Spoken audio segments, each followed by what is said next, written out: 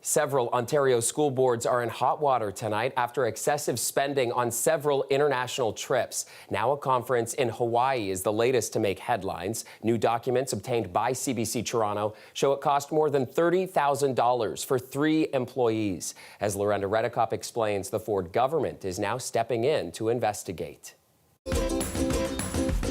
An Ontario school board is being scrutinized for spending on a trip to an education conference. Location? The Hilton Waikoloa Hotel in Hawaii. 3 staffers made the trip. The most expensive room? More than $8,500 Canadian for 4 nights. Honestly, it's appalling, and I'm hearing from taxpayers this is money that is supposed to be spent in the school on teachers and student supports.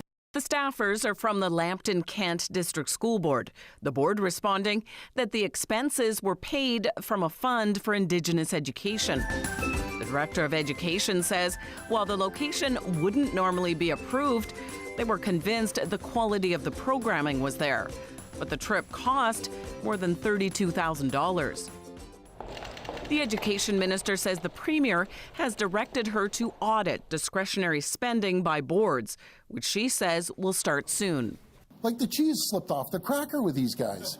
Like, I just don't get it. Premier Doug Ford recently spoke out against school board spending. Some other recent cases, 4 members of the Catholic board in the Brantford area expensed $145,000 for a trip to Italy. The purpose? To buy art, $100,000 worth. According to the local Brantford paper, the art included statues of St. Padre Pio and the Virgin Mary. A trip closer to home, to downtown Toronto, cost nearly $40,000 for the Thames Valley District School Board. 18 administrators stayed at the hotel connected to the Rogers Centre for a 3-day planning trip. That board has a more than $7 million deficit. And they're out partying and, acting like a bunch of yahoos. Unacceptable. The Toronto District School Board says it's awaiting further details on an audit.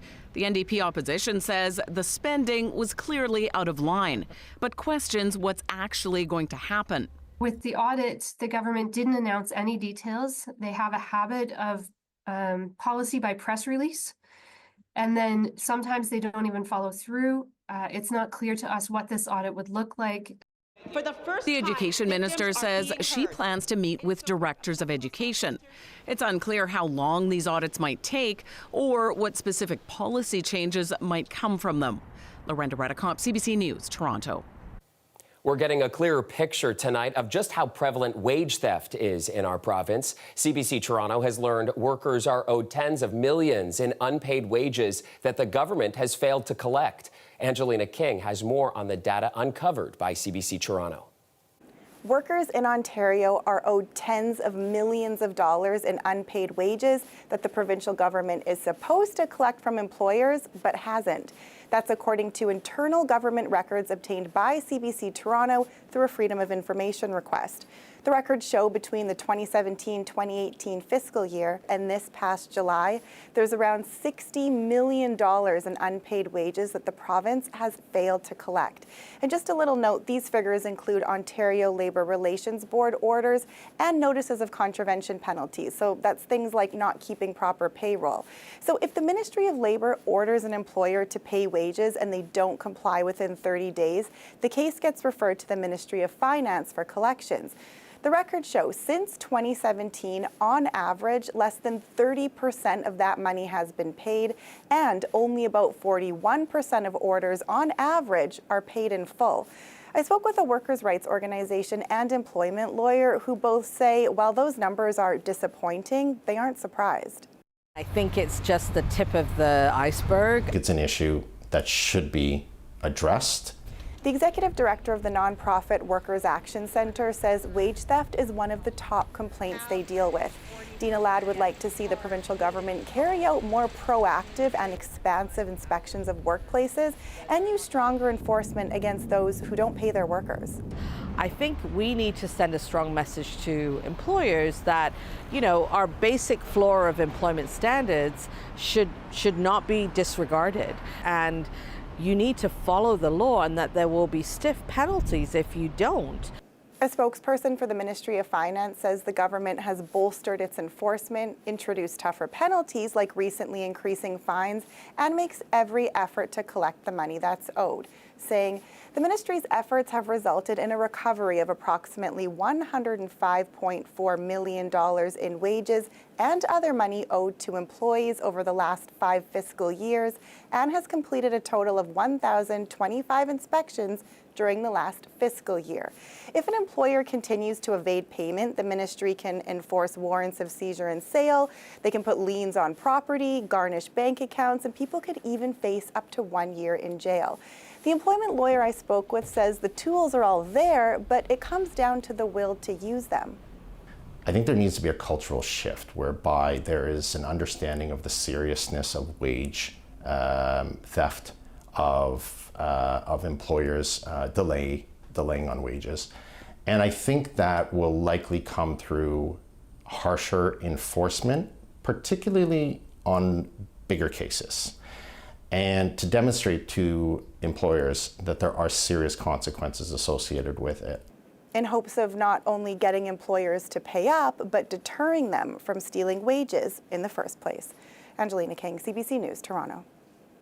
In Brampton, city workers are on day 2 of a major strike. Members of CUPE 831 on the picket lines today explained their top issues. Top of the list is obviously the economic increase.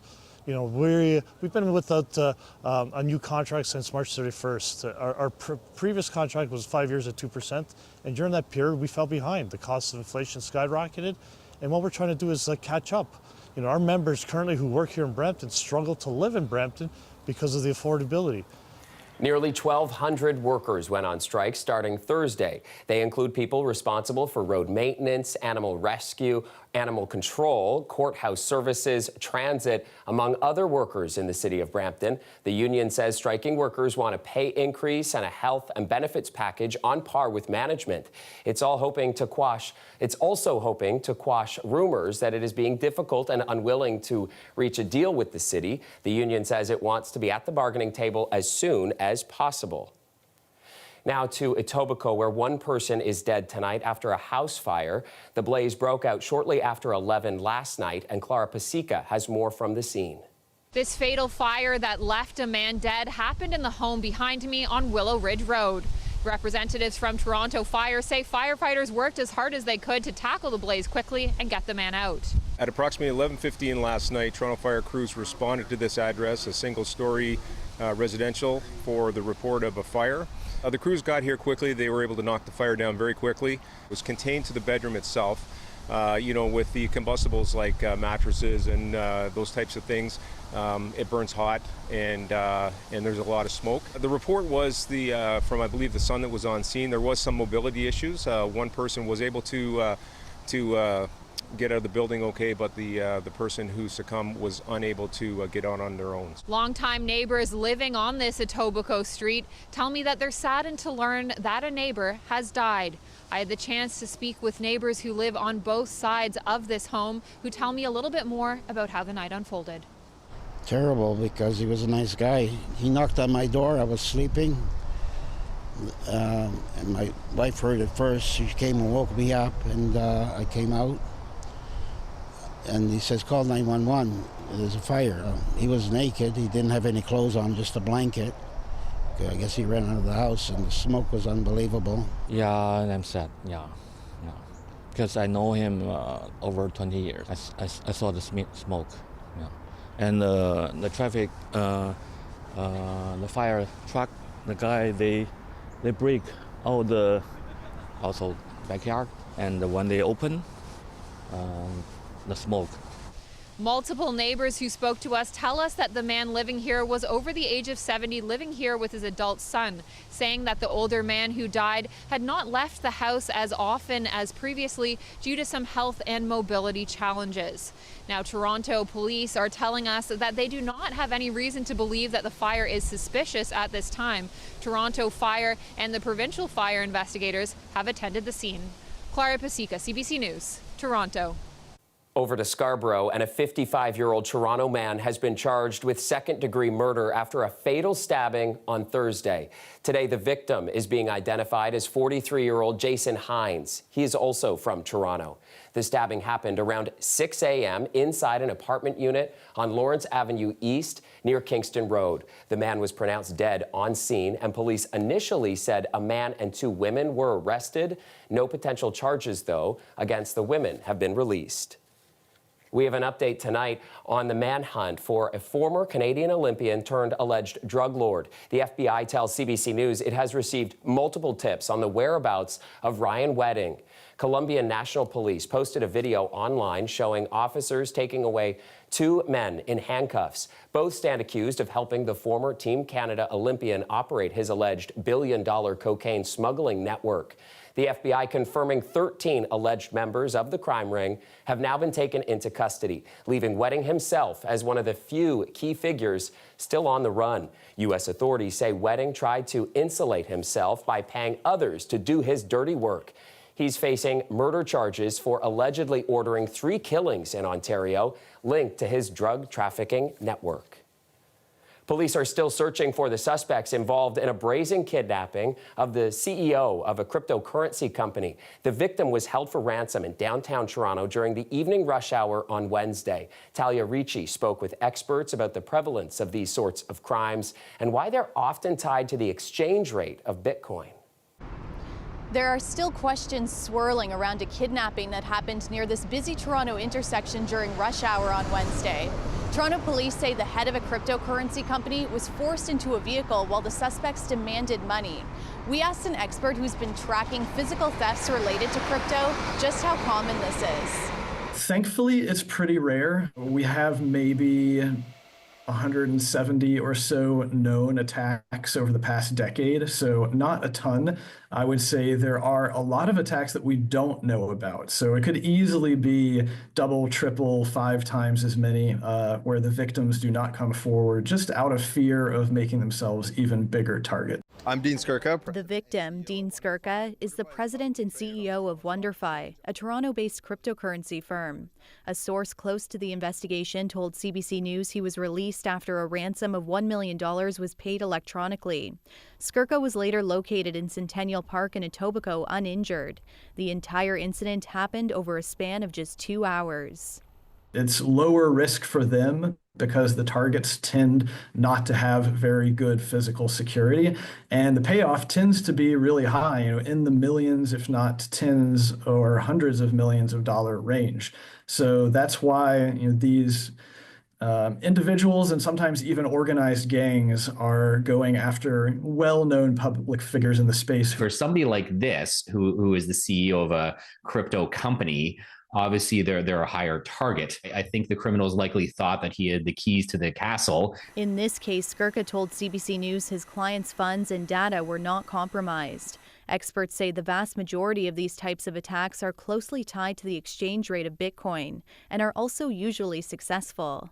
As far as I'm aware, out of that 170-ish figure, only 2 or 3 of the attacks were successfully defended against by the targets. And it usually comes down to how savvy the attacker is, how good they are at not giving away any information during the attack, and then how good they are at basically laundering the funds after the attack. In my small office, I receive on average 5 up to 10 calls a day from people who've been defrauded in crypto scams. So it's an enormous problem. The chances of getting the money back are essentially next to none. You can't trace it because you don't know who is the end owner of the wallet. We've learned that Toronto police have a detective who's specializing in crypto crimes working to track this stolen crypto. Officers have also been going door to door in this area looking for video to help them find out who might be responsible for this kidnapping and $1 million heist. Talia Ricci, CBC News, Toronto. The city fulfilled a long-standing promise today. After 35 years of engineering and planning, the Don River has been reconnected with Lake Ontario. It marks a milestone in flood mitigation and the future development of the Portlands neighborhood. Ali Chiasson has the update. The Don River used to flow freely into Lake Ontario, but urbanization over the last 200 years has rerouted it in unnatural ways, particularly through the Keating Channel, which is a hard right angle at the mouth of the river. It flooded often, creating a basin of pollution, and it was this way for decades. Now, after 35 years of human engineering, the Don River empties through a new river valley, which was debuted today. On behalf of the Mississaugas of the Credit First Nation, I want to warmly welcome you to our treaty lands today, and I'm happy you're here to celebrate this major achievement in our homelands. Chimigwich. This is a place that has so much potential, and it's now being unlocked. It was a $1.35 billion project that all three levels of government got on board with. The river valley spans 600 acres to be transformed into a community with green space, housing, jobs. Now we're not quite done yet. We still need the funds to build the housing and the waterfront LRT. While the work was being done, the river was plugged through a series of lake walls. The last one was removed today. It's been a long journey. Here's then Prince Charles getting a tour of the Lower Don by environmental advocates in 1991. We created the Citizens Task Force to bring back the Don. We proposed this radical, crazy idea of reconnecting the Don with the lake through an incredible marsh. And so many decades later, it's happened. It's just a wonderful, wonderful feeling. The Don River now flows along the same natural path it had for millennia, unlocking new land and potential for the Lower Don. Ali Chiasson, CBC News, Toronto. The Ontario government has made numerous announcements for veterans this week as the province marks Remembrance Week. Today, the government says it is making it easier for Canadian Armed Forces members to start a career in the skilled trades. We cannot have delay for those heroes who've served our country at home and abroad. They deserve a country that embraces those unique and valuable skill sets that they've learned while in service and finds streamlined pathways so that they can have a soft landing. The government is also investing $2.4 million through the Skills Development Fund to provide free training for Armed Forces members and veterans in tech and cybersecurity careers. It's also proposing changes to recognize military trade credentials as their civilian trade equivalent. Holland Bloorview is celebrating 20 years since the creation of its research institute. The hospital marking the milestone today with a performance with a former patient who is now a world-renowned musician.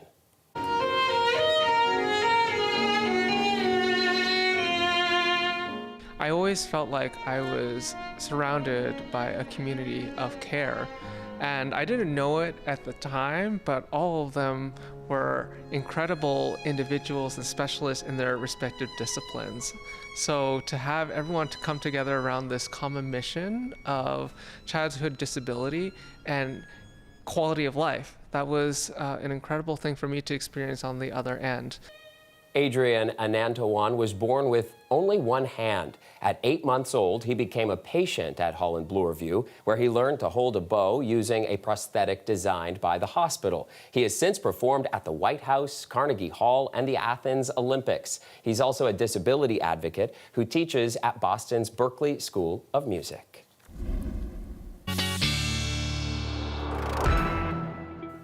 Time now for weather with Chris Potter. And you were out golfing this week, but I guess the golf weather may be over now? You can still probably golf tomorrow. It is going to be a little bit cooler, but it's going to be sunny. The winds will be light, but I will point out with temperatures dropping towards zero, especially north of the city, maybe you do have a tee time booked. There could be a frost delay. I'm just throwing that out there. November golf is shocking into ridiculous. itself. Yeah, it was ridiculous. But a lot of the courses, at least my course, they aerated and then sanded the greens. So don't expect one putts a lot if you are golfing tomorrow. We'll start off with the weather stats. In terms of temperatures, normal daytime high for this time of year is 8.7. Normal overnight low is around 1. And today, daytime highs peaked at around 13 degrees. So that was a bit above normal. We started the day with a decent amount of cloud. That cloud is now continuing to clear off towards the east. And that's going to be the story as high pressure builds in from the northwest. So with high pressure building in, we will have lighter winds as we step forward through the day tomorrow. Into the day tomorrow, we will feature a lot of sunshine And I got to tell you, it's going to be a gorgeous day with light winds, but seasonable highs. So it will be cooler than today and the last couple of days, because once again, I was golfing on Wednesday. 0 for the the overnight low tonight. As we get into the day tomorrow, temperatures will be peaking shy of 10 degrees, around 8. But once again, keep in mind the normal daytime high is around 9. 12 for Windsor, 6 through Ottawa. So mid-upper single digits for the most part, but a couple of double digits, if you will, to our southwest. And in terms of the forecast, we'll start off with tomorrow, highs around 8. And once again, lots of sunshine through the day. Saturday evening, we'll start to see increasing clouds. Will remain fairly cloudy into Sunday morning, but it's by the afternoon that we get into periods of steady rainfall. It will be light in nature, but wet weather nonetheless. It does look like the bulk of the early evening should be dry. Another wave of rainfall moves in for the late evening, rather. Daytime highs around 11. And temperatures Sunday night and into early Monday morning will be around 9. Obviously well above where we are expected to fall tonight, close to 0. That will translate to a warmer than average day on Monday. Not a bad looking day, mostly cloud cover, breezy winds, highs around 13. As we get into the day on Tuesday, lots of sunshine, highs around 7. 9 for us on Wednesday. Will become mostly cloudy during the second half of the day. Still looks dry, Chris. It's not until Wednesday night and into Thursday that the next chance for rainfall moves on in. So not a bad looking forecast. Maybe I'll try to go golfing again and play Plinko with those aerated sandy greens. Plinko, I like it. At least you get a nice sunny day tomorrow. That's the best part. It's gorgeous. All right, Chris, thank you very much. And thank you for watching. Have a great night and an awesome weekend.